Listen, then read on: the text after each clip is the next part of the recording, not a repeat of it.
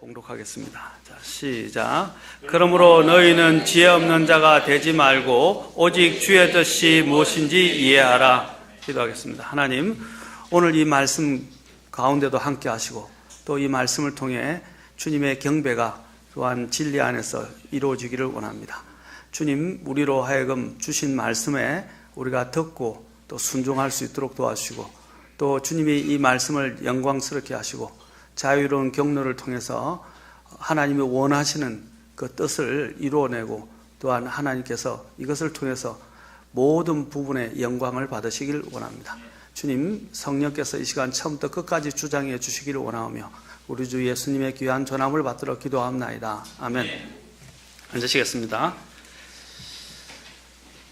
자, 우리가 하나님의 뜻을 발견하기 위한 표지판들의 첫 번째는 우리가 순종하고자 하는 마음과 순종, 두 번째는 하나님의 말씀, 세 번째로는 우리가 이제 기도를 통해서 우리는 하나님의 뜻을 발견하게 된다고 그랬습니다.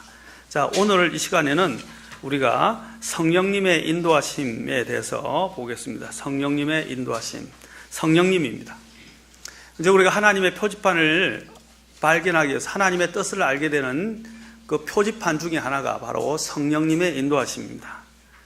우리는 이 성령의 역사를 오늘날 많은 사람들이 소홀히 여기고 있기도 하고 또 어떤 부분에서는 너무 지나치게 성령의 역사들을 강조하고 성령님을 강조하다 보니까 잘못되어진 이런 신학적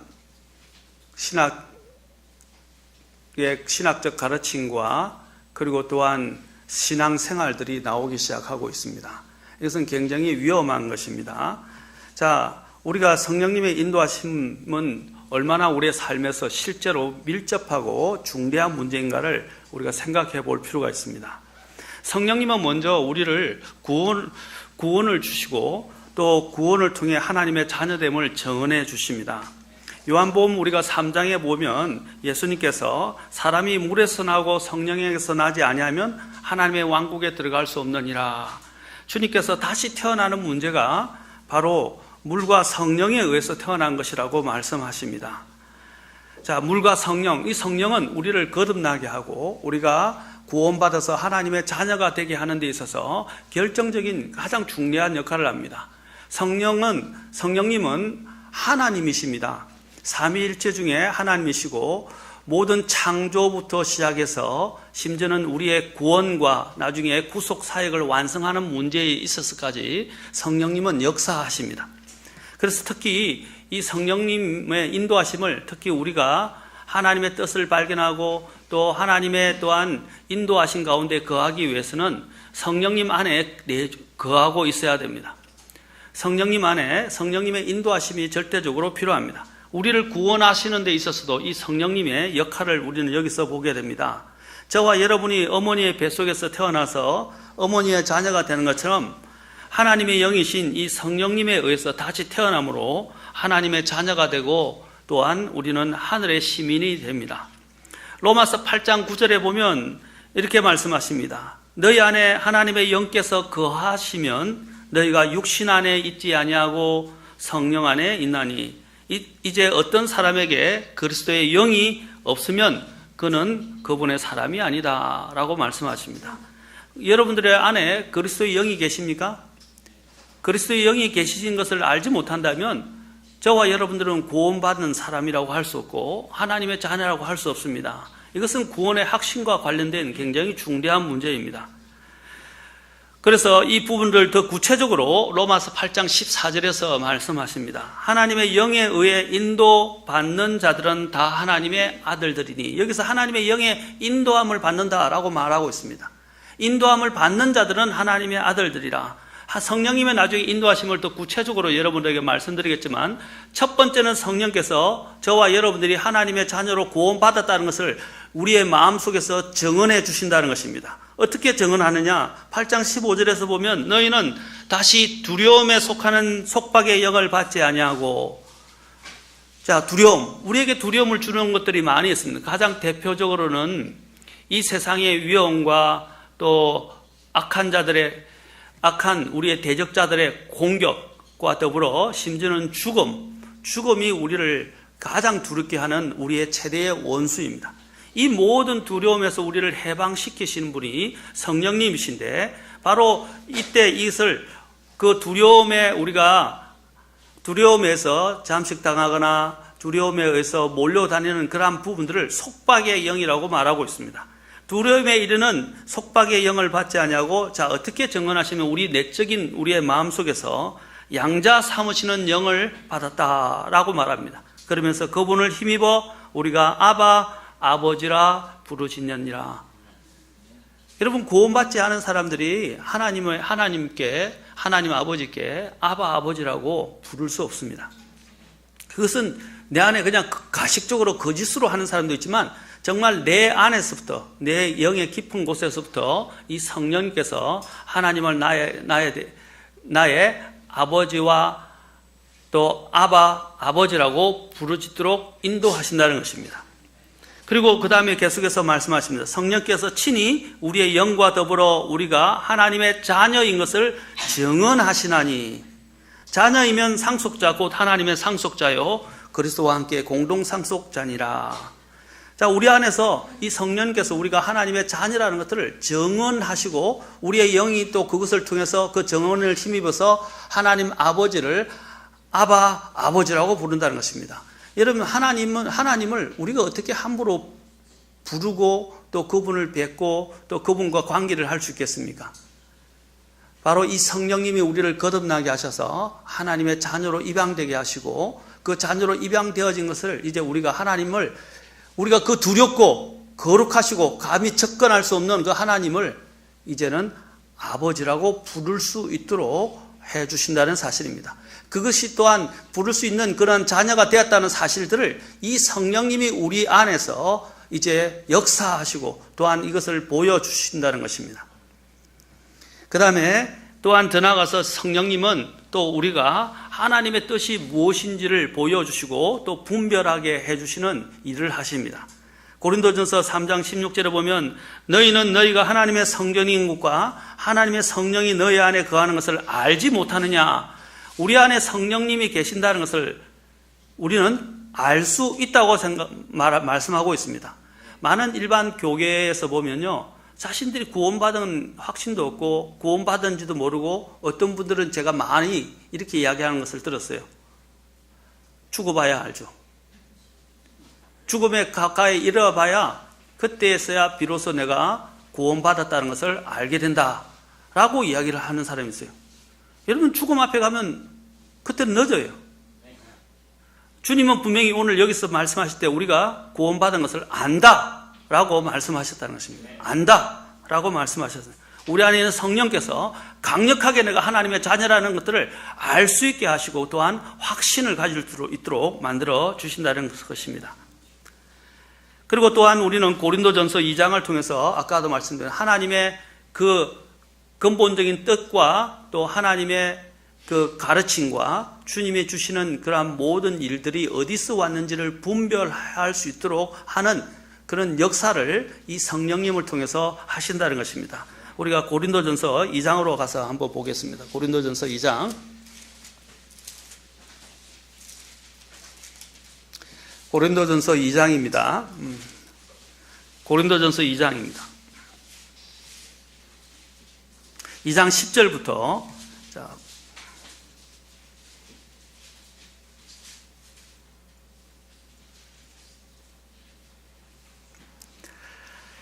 그러나 하나님께서 자신의 영으로 우리에게 그것들을 계시하셨으니 성령님께서는 참으로 모든 것, 즉 하나님의 깊은 것들을 살피시느니라. 사람의 것들을 사람의 속에 있는 사람의 영 외에 어느 누가 알리요. 이와 같이 하나님의 것들도 하나님의 영 외에는 아무도 알지 못하느니라. 이제 세상의 영을 받지 아니하고 하나님으로부터 난 영을 받았으니, 바로 구원받은 사람들을 이야기합니다. 그 구원받았을 때 성령께서 우리 안에서 우리가 하나님의 자녀인 것을 분명하게 증언해 주실 뿐 아니라 또 어떻게 했습니까? 그 영이 이것은 우리가 하나님께서 우리에게 값없이 주신 것들을 알게 하려 함이라. 또한 우리가 그것들을 말하되 사람의 지혜가 가르치는 말로 하지 아니하고 성령님께서 가르치시는 말로 하나니 곧 영적인 것들은 영적인 것으로 비교하느니라. 그러나 본성에 속한 사람은 하나님의 영의 것들을 받아들이지 아니하니, 여기서 본성에 속한 사람들은 우리가 보통 자연인이라고 하는데 구원받지 못한 사람들을 이야기합니다. 그냥 모태에서 태어나서 더 이상 다시 태어나는 경험이 없는 사람들, 본성에 속한 사람이라고 그래요. 그런 사람들은 하나님의 영의 것들을 받아들이지 아니한다. 그것들이 그에게는 어리석은 것이니라. 또 그가 그것들을 알 수도 없나니 이는 그것들이 영적으로 분별되기 때문이라. 바로 이러한 영적인 분별은 하나님의 영을 통해서 이루어진다는 것입니다. 15절, 오직 영에 속한 사람은 모든 것을 판단하나 그 자신은 아무에게도 판단을 받지 아니하느니라. 누가 주의 생각을 알아서 그를 가르치겠느냐? 그러나 우리가 그리스도의 생각을 가졌느니라. 그리스도의 생각, 이것은 바로 하나님의 영이 우리 안에 있을 때 그 생각은 하나님의 영 안에서 주님이 가르쳐주시고 분별케 해주시는 것입니다. 그렇다면 우리는 그리스도의 생각을 가지게 된 것입니다. 누가 진정한 그리스도인입니까? 바로 성령께서 들어오셔서 거듭남을 가진 사람들이 바로 그리스도입니다. 그 사람들은 바로 하나님의 성전이 된 사람들입니다. 일평생 교회를 다녀도요, 그 안에 그 사람 안에 성령이 계신 것을 알지 못하고 확신하지 못하고 또 그 안에 있는 내적인 이런 증거와 함께 내 영이 하나님을 아바 아버지라고 부를 수 없는 그런 확신이 없는 상태에 있다면 그 사람은 진정한 그리스도인이라고 할 수가 없습니다.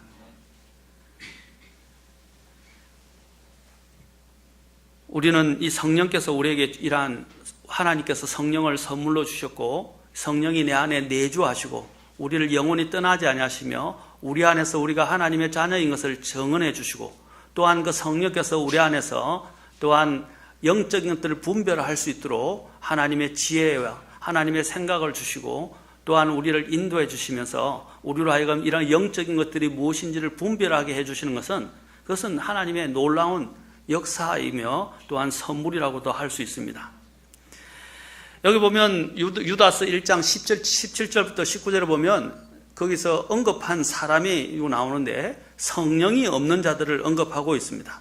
육에 속해 있고 분열을 일으키고 조롱하고 정욕대로 살아가고 하는 사람들을 가리켜서 성령이 없는 자들이라고 말합니다.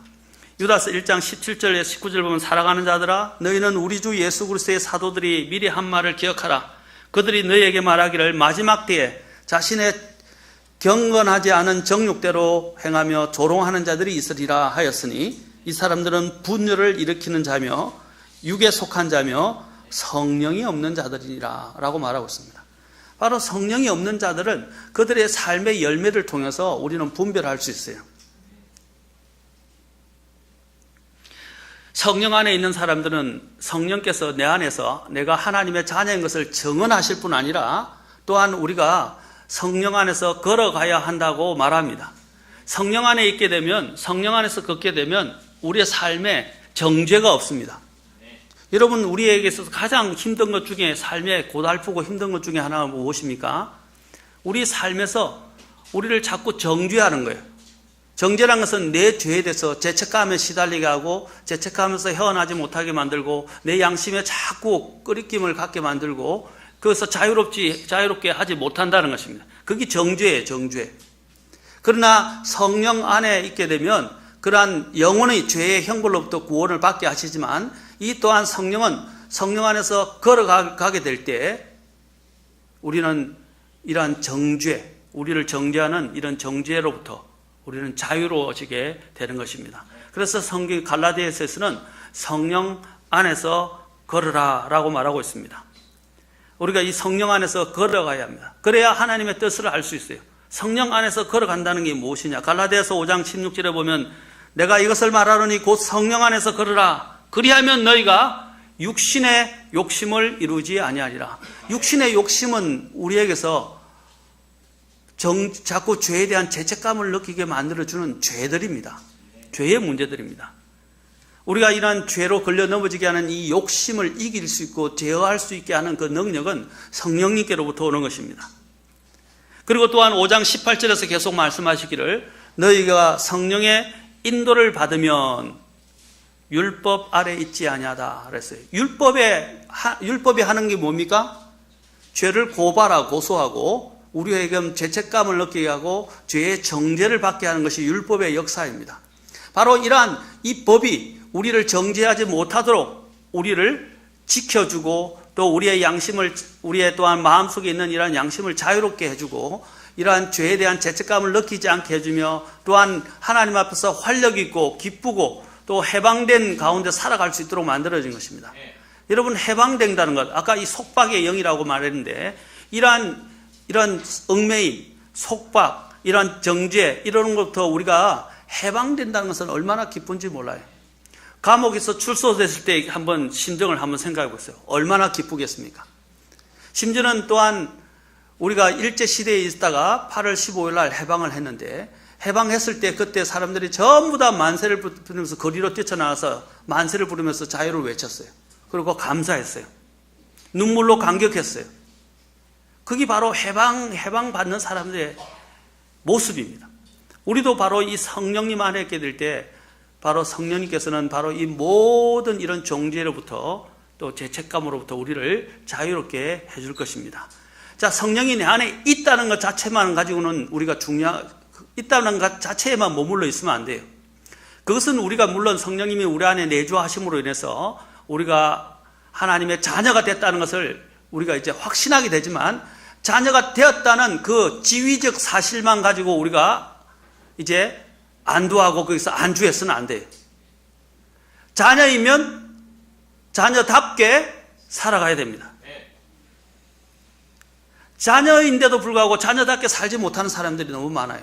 자녀가 자녀답게 살지 못할 때 특히 보십시오. 우리의 자녀들이 부모님의 마음을 아프게 하고 부모님을 거역하고 부모님을 대적했을 때 그 자녀가 정말 마음이 제대로 된 양심을 가진 자녀들하면 어떻게 하겠어요?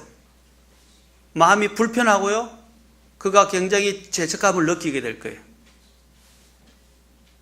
그렇지 않습니까? 그래서 견딜 수가 없게 돼요.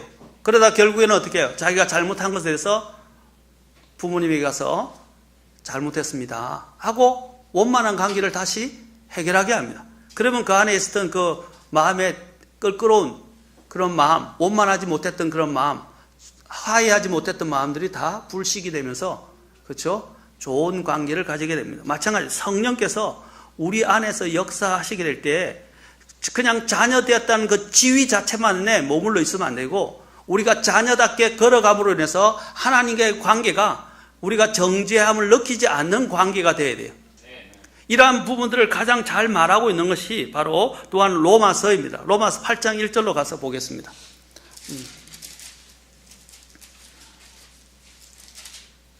로마서 8장 1절에 보시면 이제 7장에서 8장으로 넘어가는데 이 죄가 우리를 얼마나 힘들게 하는지 사도 바울이 그것을 죄의 법이라고 말하면서 피력을 합니다. 로마서 7장입니다. 그런데 로마서 8장 1절을 잘 보십시오. 1절과 2절을 잘 보십시오. 그러므로 이제 그리스도 예수님 안에 있는 자들에게는 뭐라고 그랬어요? 정죄함이 없나니. 자, 어떤 사람이 정죄함이 없느냐? 그들은 육신을 따라 걷지 아니하고 성령을 따라 걷느니라. 이는 그리스도 예수님 안에 있는 생명의 성령의 법이 죄와 사망의 법에서 나를 해방시켰기 때문이라. 자, 특히 1절 잘 보세요. 그러므로 이제 그리스도 예수님 안에 있는 자들에게는 정죄함이 없나니. 개역 성경은 이까지 되어 있어요. 그런데 킹제임 성경에는 뒤에 하반절이 있습니다. 여러분, 앞에 있는 부분은 구원에만, 이 지금 8장 1절은 구원만을 다루고 있지 않아요. 구원 이후에 또한 삶을 다루고 있다는 말입니다. 그런데 개역 성경은 여기서 앞에 있는 전반부만 있고 후반부가 없어요. 이건 굉장히 중대한 문제예요. 여러분들이 정죄함을 받지 않으려면 어떻게 해요? 8장 1절 하반절에서 뭐라고 그랬어요? 그들은 육신을 따라 걷지 아니하고 성령을 따라 걷는다. 이게 현재형으로 되어 있다 이 말입니다. 과거형이 아니에요. 현재형이에요. 우리를 그리스도인의 삶을 굉장히 힘들게 하는 게 바로 이 죄책감이에요. 정죄감은 정죄. 우리가 여기서 이 정죄감에서 해방되려면 어떻게 한다고요? 단지 구원을 받았다는 사실에만 안주하지 말고 이제 어떻게 해서 성령 안에서 걸어가야 됩니다. 그게 갈라디아서 5장 16, 아까 16절에서 말하는 거예요. 성령 안에서 걸으라. 저와 여러분 성령 안에서 걸어가고 있습니까? 과거적인 문제에만 매달리지 말고 현재에서 역사하시는 성령의 역사를 보라 이 말입니다. 현재적으로 육신을 따라 걷지 않고 성령을 따라 걷는 사람들에게는 정죄함이 없다는 것입니다. 그리고 생명의 성령의 법이 죄와 사망의 법에서 나를 해방시켰습니다. 그리고 성령의 인도함을 받고 성령 안에서 걸어가면 율법 아래 있지 않게 됩니다. 아까도 말했지만 율법은 정죄합니다. 죄를 고발합니다. 우리 안에 있는 양심을 통해서, 심지어는 말씀을 통해서 우리의 죄들을 계속 고발해서 우리를 불편하게 만듭니다. 그러나 우리가 성령 안에서 성령의 인도함을 받고 성령 안에서 걸어가게 되면 어떻게 해요? 정죄를 받지 않게 됩니다. 그리고 갈라디아서 5장 22절에 바로 아까 갈라디아서 5장 16절에서 성령 안에서 걸으라, 5장 18절에서 성령의 인도를 받으라, 그 다음에 5장 22절에는 그 성령 안에서 걸어가고 인도함을 받는 사람들의 모습이 무엇인지를 보여주고 있습니다. 곧 성령의 열매가 나타난다는 거예요. 성령의 열매. 육신의 행위들을 자아내지 않고 성령의 열매를 낸다는 것입니다. 자, 아까 육신과 여기 육신을 따르는 자들과 성령 안에서 걷는 자들을 아까 로마서 8장 1절에서 비교를 했는데 갈라디아서에서도 이걸 극명하게 우리에게 대조하면서 이야기를 하고 있습니다. 갈라디아서 5장을 보십시오. 5장에 보면 이제 5장 19절에서 아까 5장 16절에서 성령 안에서 걸으라, 그 다음에 18절에서 성령의 인도를 받으면 이라고 말했어요. 자, 이런 사람들을, 자, 성령의 인도를 받는 사람과 받지 않는 사람을 대비하는데 19절에서는 바로 육신에 따라 사는 사람들, 육신의 소욕을 따라가는 사람들을 19절에서 어떤 그들이 특성을 나타내는지를 19절과 21절에 걸쳐서 말합니다. 육신의 행위들은 명백하니 이것들이 곧 간음과 음행과 부정함과 세욕과 우상숭배와 마술과 증오와 불화와 경쟁과 진노와 다툼과 폭동과 이단파당과 시기와 살인과 술취함과 흥청됨과 또 그와 같은 것들이라. 내가 또한 전에 너에게 말한 것 같이 이것들에 대하여 미리 너에게 말하노니 그런 것들을 행하는 자들은 결코 하나님의 왕국을 상속받지 못하리라. 여러분들 안에 이 중에 하나가 있다면 여러분들은 육신의 행위를 나타내는 거예요. 이런 것들을 일시적으로 우리가 죄를 범할 수는 있어요. 그러나 그러한 죄들을 지속적으로 반복해서 계속 짓고 있다면 이제 여러분들은 그 문제예요. 그때 그런 사람을 뭐라고 그랬습니까? 21절에서 하나님의 왕국을 상속받지 못한다 그랬어요. 그러나 대비적으로 이제 22절에서 그러나 성령의 열매는 뭐라 그랬습니까? 사랑과 기쁨과 화평과 오래 참음과 부드러움과 선함과 믿음과 온유와 절제니 이 같은 것을 대적할 법이 없느니라. 그리스도께 속한 사람들은 애착들과 정욕들과 함께 육신을 십자가에 못 박았느니라. 그래서 25절에서 이야기합니다. 자, 25절, 26절 같이 읽겠습니다. 시작. 만일 우리가 성령 안에서 살면 또한 성령 안에서 걸을지니 우리가 헛된 영광을 구하여 서로 노엽게 하거나 서로 시기하지 말지니라. 자, 25절에서 성령 안에서 산다고 한다면 어떻게 돼요? 성령 안에서 걸어야 한다라고 말합니다. 성령 안에서 걸어가야 한다. 그래야 우리 안에 이 성령의 열매가 나타나요. 성령의 열매가 9가지 나오죠. 사랑부터 나중에 절제까지 9가지 열매. 이 9가지 열매가 따로따로 개별적으로 나오는 게 아니에요. 성령의 열매라는 단어가 보면 이게 단수로 되어 있어요. 킹잭 성경에 the fruit 단수로 되어 있어요.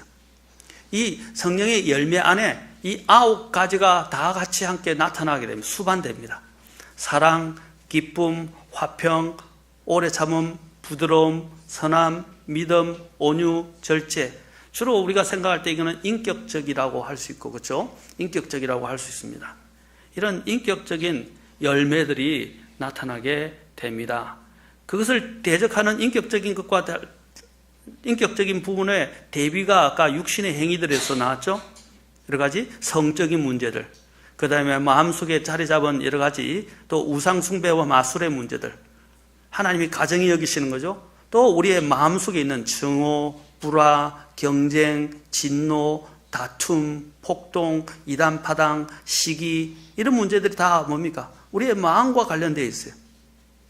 그리고 또한 더 나아가서 실제적인 살인, 주님은 또한 미움도 살인이라고 했습니다. 그 다음에 술 취함, 흥청됨, 이게 세상에 육신적으로 살아가는 사람들을 대변해주고 있는 것입니다. 우리가 성령 안에서 걷는다면 이런 9가지 열매, 인격적인 열매들이 우리를 통해서 나오게 됩니다. 특히 이 부분에 대해서 우리가 더 기억해야 될, 성령 안에서 걷는 사람들은 세상에 취해서 살아가지 않습니다. 또 성령 안에서 걷는 사람들은 술 취하지 말라. 거기에는 과다함이 있으니 성령님의 충만으로, 성령님으로 충만하라 라고 에베소서 5장 18절에서 명령하고 있습니다. 이 술은 여기서는 전체 이 세상을 대변합니다. 이 세상은 뭔가 취해 있어요. 그것을 인도하는 악한 영이 있다 이 말입니다. 그들은 악한 영들의 지배를 받고 뭔가에 취해서 살아가고 있어요.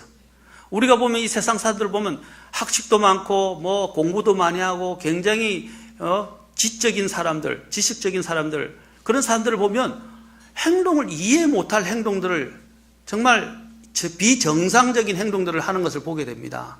그거 왜 그렇습니까? 뭔가에 사로잡혀 있다는 거죠. 그게 영적인 문제예요. 다 영적인 문제. 우리가 일어나는 이런 모든 일상생활은 다 영적인 것과 관련이 있어요. 영적인 것과 떼놓을 수 있는 것이 없어요. 정치, 사회, 경제, 문화, 우리가 모든 부분들이 다 무엇과 관련되어 있어요? 영적인 것과 관련이 있어요. 어떤 사람들이 이야기합니다. 성경을 이야기하면 목사님들이 설교할 때도 어떤 사람들이 이야기해요. 목사님 성경만 풀이하세요. 성경에는 모든 전반적인 게 다 들어있어요. 아까도 얘기했던 정치적인 것부터 나중에 우리의 실생활에 가장 밀접한 실생활까지, 심지어는 보이지 않는 세계까지 다 관련이 있어요.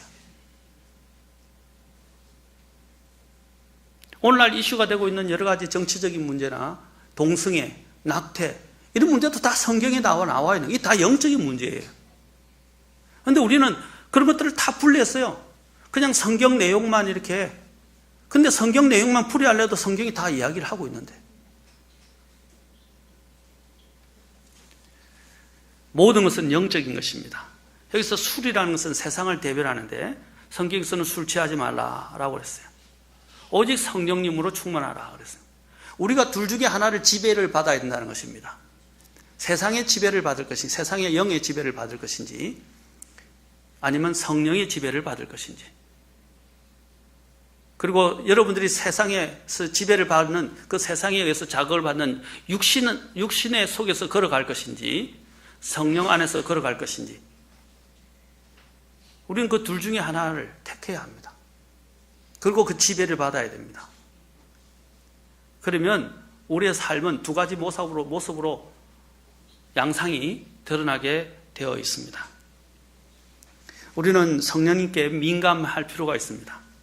왜냐하면 성령께서 가르치고 인도하시는 대로, 또한 성령님의 힘에 의존해서 따라가게 될 때 우리는 성령님의 주시는 그 열매들을 내면서 인격적인 삶을 살게 됩니다. 비정상적이라고 생각했던 걸 깨우치는 거예요. 우리는 자신의 주관적인 기준에 따라서 그것이 정상적이라고 생각합니다.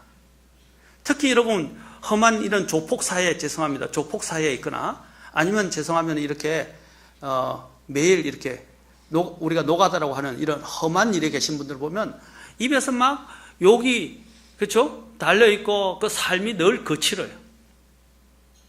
그런데 그런 사람들이 만약에 구원을 받게 되면 어떻게 되겠어요? 이제 그들은 거친 입, 거친 말, 거친 행동들이 점점점 이제 하나님의 은혜에 의해서, 하나님의 말씀에 의해서 다듬어지게 되면서 그런 것들이 없어지는 것을 보게 됩니다. 그것이 바로 성령 안에서 걸어가는 사람들의 모습이며 또한 열매들을 보여주는 것입니다. 이 성령은 우리 안에 들어오기 시작하면 우리를 변화시켜요. 비정상적인 것을 정상으로 생각했던 것에서 비정상이라고 깨닫게 하시고 진짜 정상적인 삶을 살아가게 한다는 말입니다.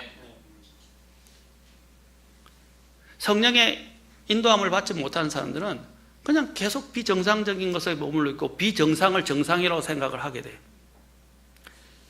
오늘날 여러 가지 교회나 여러 가지 우리의 삶에서 문제가 일어나는 이유가 무엇입니까? 바로 성령 안에서 인도함을 받지 못하고 성령 안에서 걸어가지 못하기 때문입니다.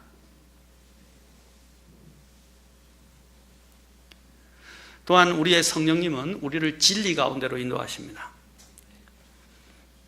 고린도전서 2장 아까 봤지만 그 하나님의 영은 뭡니까? 우리로 하여금 영적인 것을 성령은 가르치시면서 영적인 것들을 영적으로 비교해서 가르쳐 주십니다. 영적인 것들은 영적인 것으로 비교한다할 때 이 영적인 것이 무엇을 말합니까? 바로 이 성령님께서 진리의 말씀을 따라 우리를 인도하신다는 뜻입니다. 그 영적인 것은 하나님의 말씀이에요. 그게 하나님의 또한 지혜입니다. 우리는 이러한 부분에 대해서 내주하시는 성령님이 우리를 또한 진리 가운데로 인도하는 사실을 주님께서 요한복음을 통해서 거듭 강조해서 성령을 언급하실 때 말씀하셨어요.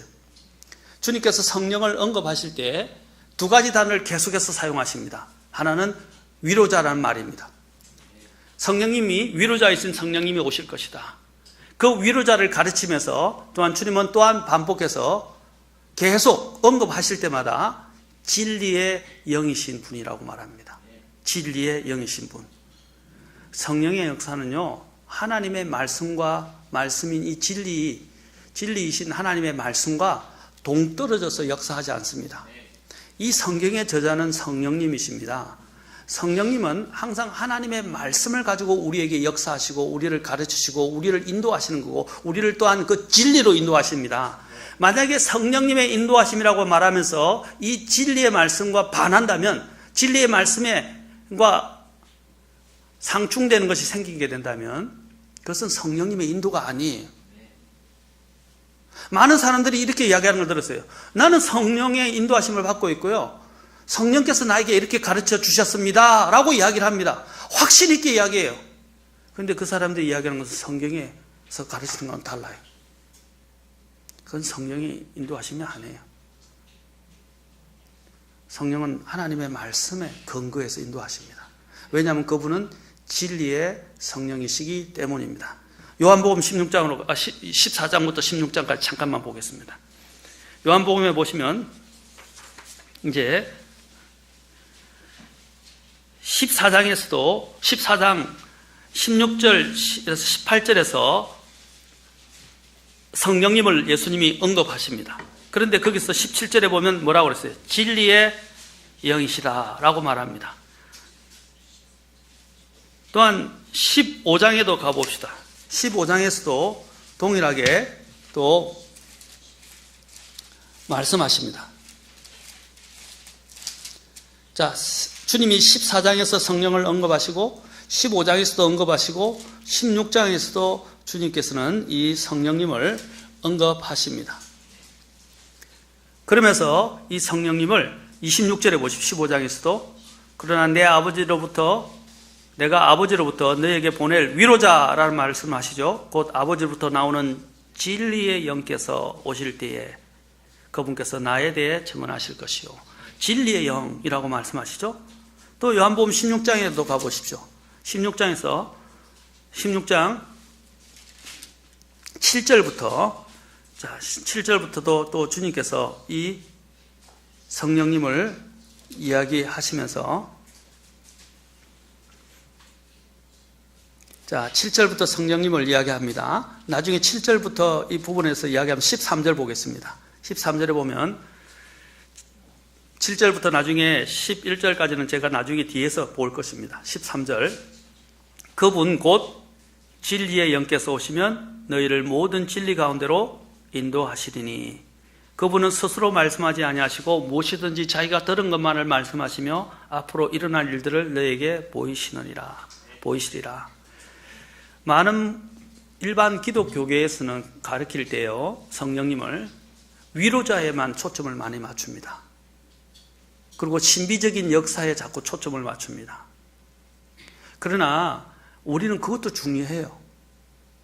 위로자도 중요합니다. 그러나 그와 함께 진리의 영이라는 사실에 대해서도 우리가 소홀히 해서는 안 돼요. 이 부분들을 주님은 위로자를 계속 언급하시면서 계속해서 진리의 영을 강조하고 계시는 거예요. 성령님은 진리와 동떨어져서 역사하지 않습니다. 우리의 성령님은 우리를 모든 진리 가운데로 인도하시고 또 그 진리를 가지고 우리를 가르쳐 주시고 하나님의 뜻을 계시해 가르쳐 주시는 것입니다. 그런 또한 아까 성령님은 이 진리를 가지고 또한 어떻게 하시냐? 우리의 의와 죄와 심판에 대해서 깨닫게 하십니다. 16장 7절부터 11절 보십시오. 아까 7절부터 보자고 그랬죠? 자, 주님께서 내가 떠나가야 위로자께서 오신다라고 말씀하시면서 자, 그 위로자가 하시는데 이게 위로하는 게 아니잖아요. 두 가지 측면이 다 있어요. 진리적인 측면과 위로하는 측면이 8절부터 11절에 두 가지가 다 들어있어요. 8절에 보면 그분께서 오셔서 죄에 대하여 의에 대하여 심판에 대하여 세상을 꾸짖으시라. 죄에 대하여라면 그들이 나를 믿지 아니하기 때문이요. 그런 믿게 된 사람은 위로자 성령님 안에 거하는 거예요. 그러나 죄에 대해서 깨닫지 못한 사람들은 어떻게 되는 거예요? 심판에 있게 되는 것입니다. 그래서 성령이 하시는 것 중에 하나가 뭐예요? 9절에 죄를 깨닫게 하시는 겁니다. 그리고 예수님을 믿게 만드는 거예요. 회개해서. 10절에 또 의에 대하여라 하면 내가 아버지께로 가므로 더 이상 나를 보지 못하여 우리의 중보자 역할을 하신다는 거예요. 11절에 뭡니까?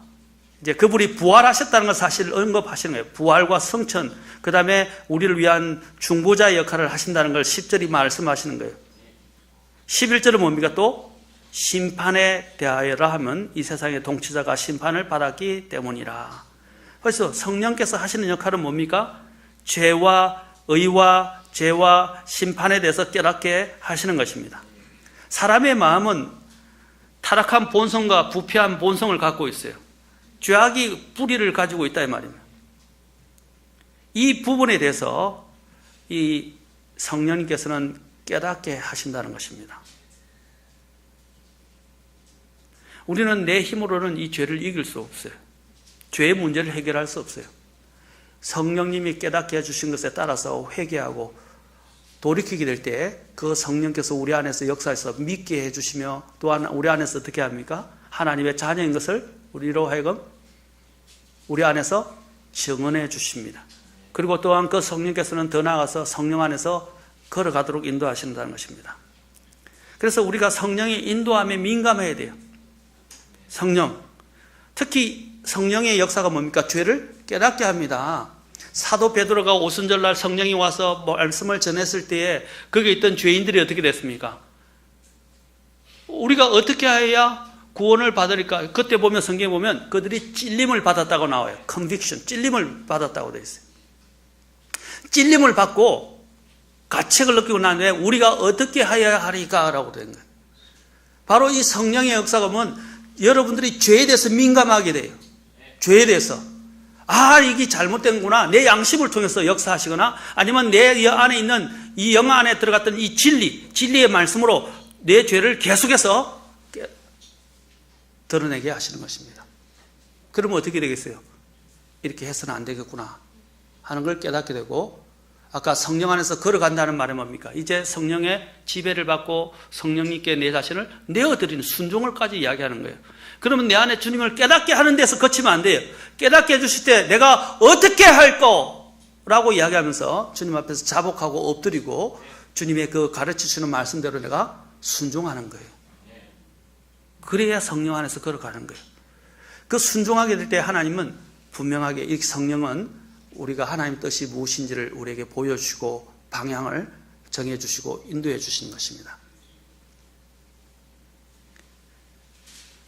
성령 안에 우리가 하나님의 인도하심을 받으려면 아까 진리의 성령이라고 하셨는데 그래서 성경을 가까이 두셔야 돼요. 전에도 말씀드린 성경은 장식품이 아니에요. 그냥 책상이나 선반이나 책꽂이나 그냥 이런 데 놔두고 그냥 끄집어내 주일만 올 때 끄집어내는 게 아니란 말입니다. 썬데이 크리스찬이 되지 마세요, 제발. 심지어는 우리가 성경을 대하는 태도를 보세요. 우리 아이들에게 제가 말하는데 성경 땅바닥에 이렇게 내던지지 마세요. 옛날에 우리 부모님들은 너무 강하다 할 정도로 우리 부모님의 세대를 믿었던 분들은 심지어는 옛날 우리 문화에 머리맡으로 넘어가거나 그렇죠, 사람을 넘어다니지 않겠잖아요. 그리고 심지어는 어릴 때 제가 어른들은 성경도 넘어나지 말고 성경을 발밑에 두지 말라고 그랬어요. 그 말은 성경을 소중히 여기는 마음을 이야기하는 것입니다. 하나님께 대한 경외심을 이야기하는 거예요. 그런데 오늘날 보면 아이들이 성경을 그냥 아무 때나 집어 던져놓고 방바닥에 뒹굴고 다니고 땅바닥에 그냥 먼지투성이에 그냥 내버려 두고, 여러분 그러면 안 돼요. 성경은 하나님의 말씀이에요. 여러분들이 왕의 말씀을 받았는데 왕의 말씀을 아무 때나 그냥 집어 던져놓고 뒹굴고 다니고 그런다면 왕이 어떻게 하시겠어요? 그거는 진짜 큰 처벌을 받게 될 것입니다. 진노하게 되는 거예요. 어명이라 그러잖아요. 어명. 그죠? 그 어언을, 왕의 말씀을 함부로 다룰 수 없었어요. 그래서 왕의 어명을 받을 때는 어떻게 해요? 전부 다 무릎을 꿇고 그 앞에 딱 엎드려서, 그렇죠? 왕의 말씀을 받았어요. 마찬가지입니다. 우리도 하나님의 말씀에 대한 태도가 달라져야 돼요. 이 성령님은 우리로 하여금 이 진리의 말씀을 통해서 인도하는데, 이 진리의 말씀인 성경을 우리는 항상 내 가까이 두어야 되고 심지어는 내 마음속에 두어야 합니다. 그렇게 하기 위해서는 우리가 성경을 읽어야 돼요. 매일 성경을 읽어야 돼요. 제가 그렇게 강조하는 거잖아요. 매일 성경을 읽으셔야 되고, 매일 성경을 읽음으로써 그 하나님을, 성경을 읽는다는, 성경을 가까이 둔다는 것은 그 하나님을 가까이 모신다는 뜻이에요. 성경을 배워야 하고 성경을 공부해야 됩니다. 여러분 주일학교 내년부터는 제가 특별하게 더, 오늘 지금도 지금 배우고 있는데 주일학교 오전에 성경 배우러 오셔요. 여러분들을 위해서 그 장을 만들었어요. 고생해서 자료 만들어서 여러분들에게 드리고 있어요. 체계적으로 여러분은 성경을 가르쳐 주려고 체계적으로 준비를 해서 지금 가르쳐 주고 있어요. 구약 성경의 성경 체계부터 신약 성경이 어떻게 왜 그렇게 체계, 그 모든 걸 하나하나 제가 지금 하면서 여러분들이 성경을 더 잘 이해하고 깊이 이해할 수 있도록 지금 만들어서 지금 여러분들이 드리고 있어요. 성경을 제대로 배우셔야 돼요. 그냥 내 머릿속에 있는 개념이 아니라 성경 자체를 배우셔야 돼요. 일찍 오세요. 여러분들을 위해서 만든 거잖아요. 그런데 아무리 숟가락을 떠주려도 안 먹으려는데 어떻게 합니까? 바둑의 수가 높아지면 어떻게 되죠? 바둑의 급이, 수를 많이 알고 급이 높아지면 바둑 길이 보여요. 그래서 선수에서 이렇게 앞으로 그 바둑 길이 어떻게 두면 어떻게 뚫을 것이고 하는 예상수가 다 보여요. 길이 보인단 말이에요. 바둑 길이. 제가 당구를 옛날 쳤을 때도 학생 때 당구를 처음에는 몰랐는데 당구를 치면 이제 당구 길이 보여요. 딱 보여요. 그렇게 당구 급이 올라가는 거예요. 그렇죠? 마찬가지예요. 여러분 이 바둑도 마찬가지예요. 성경 또한 마찬가지입니다. 성경을 처음에 읽을 때는 아무것도 모르고 막 두는 것 같은데 성경을 이해하는 급이 올라가기 시작해요. 그리고 성경의 길이 눈에 들어오기 시작합니다. 여러분 신기해요. 성경이 눈에 들어오기 시작하면요 신기합니다. 놀라운 일들이 많이 일어나요. 성경의 그 길이 눈에 보일 수 있을 때까지, 하나님의 길이 보일 수 있을 때까지 성경을 읽고 공부하고 묵상해야 됩니다. 또 배워야 됩니다. 아멘? 그리고 성경의 길이 보이면요, 그 길의 즐거움이 너무 커서, 다른 데서 기쁨을 찾기가 어려워져요. 그래서 시편에서 주님의 말씀이, 주의 율법이 내게 기쁨이 된다고 한 거예요. 그 어떤 기쁨보다 더 크게 만들어줍니다. 그리고 더 명확하게 하나님의 뜻을 발견하게 해줍니다. 그리고 구체적으로 하나님의 인도함을 받게 됩니다. 성경을 갖게 될 때 이 세상에 대해서도 분별하는 분별의 영이 생기게 됩니다. 여러분, 세상의 이슈에 대해서, 여러분, 낙태, 무조건 낙태 나쁘다 하지 말고 낙태가 왜 나쁜지 성경을 통해서 공부해야 될 거 아닙니까? 그 다음에 더 나아가서 동성애. 성경을 안 하니까 크리스찬들이 동성애를 옹호하고 있어요. 우리가 동성애자를 미워할 수는 없어요. 그러나 그 동성애자들이 동성애를 하고 있는 것에 대해서 그것이 죄이고 하나님이 기뻐하지 않는 것이고 하나님이 원래 그렇게 만들지 않았다는 것을 성경을 통해서 가르쳐 줘야 돼요. 그런데 성경을 알아야 가르쳐 주지, 설명을 해 주죠. 무조건 동성애가 나쁘다고 하지 말고 성경이 뭐라고 말하는지를 알아야 될 거 아닙니까? 그리고 안락사, 그 다음에 술, 성적인 문제들, 자녀 교육, 뇌물, 인간관계, 혼전 성관계, 혼전, 동거, 이런 것들이 왜 나쁜지, 오늘 젊은이들이 이것들의 무방비 상태로 노출되어 있고 교회에서 이런 걸 가르치지 않으니까 사람들이 막 그냥 그렇게 살아가요. 심지어는 교회 다닌다는 사람들이. 왜 그렇습니까? 성경을 모르기 때문이죠. 성경은 그것을 분명히 죄라고 이야기하고 있고 어떻게 해야 이런 부분들을 이길 수 있는지까지도 성경은 이야기한다 이 말입니다.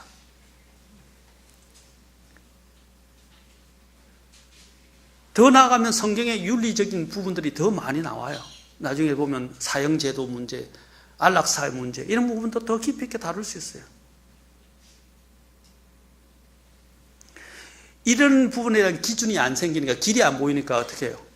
그냥 동성애자들을 무조건 사랑해야 된다고 용서해주고. 예, 우리는 동성애자들을 사랑해야 돼요. 그러나 그들의 죄는 미워해야 되고, 그들이 죄에서 떠나게 될 때는 우리가 그들과 교제할 수 있지만, 죄에서 떠나지 않으면 사랑은 하지만 우리가 미워하지는 않지만 그들과 교제할 수는 없는 거예요. 낙태도 마찬가지예요. 왜 낙태가 나쁩니까?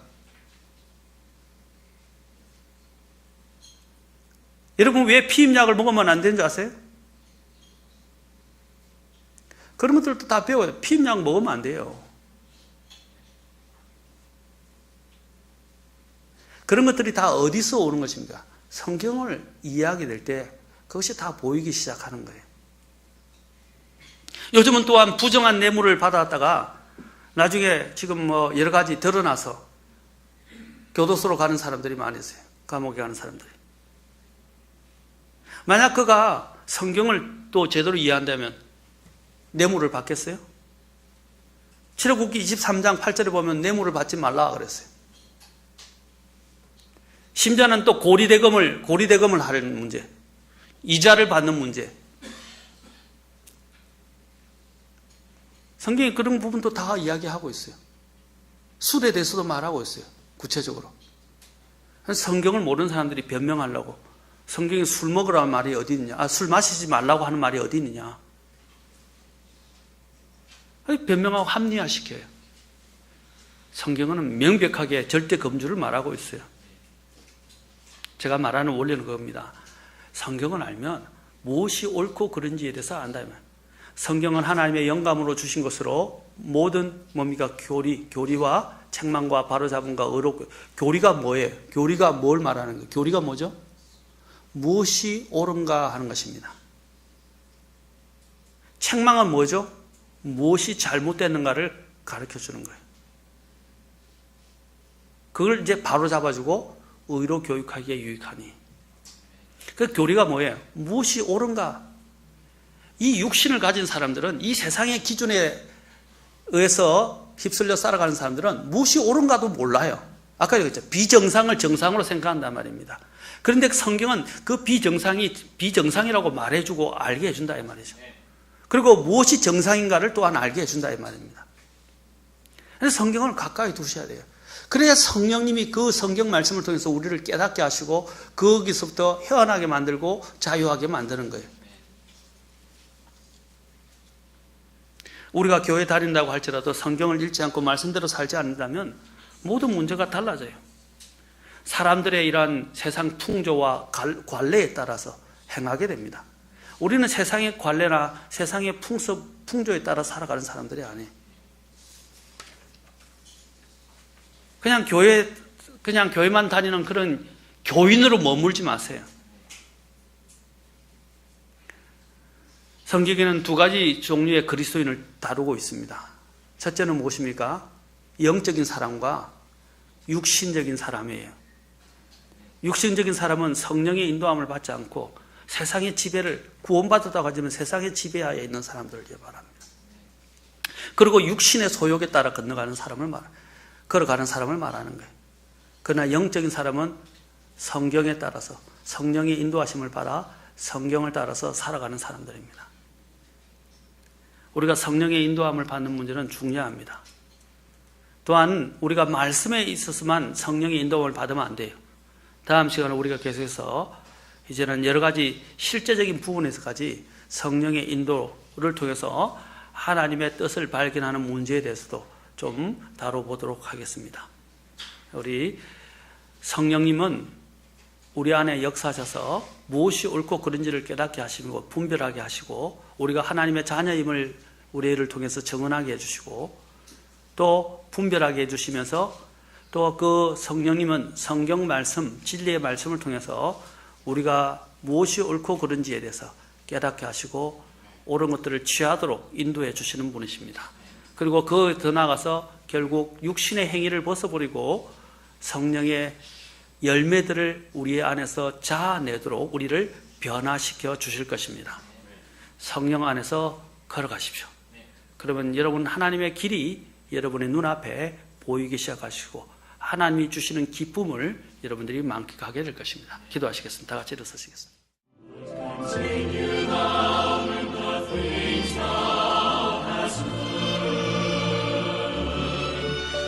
Continue thou in the things thou hast learned, every seed so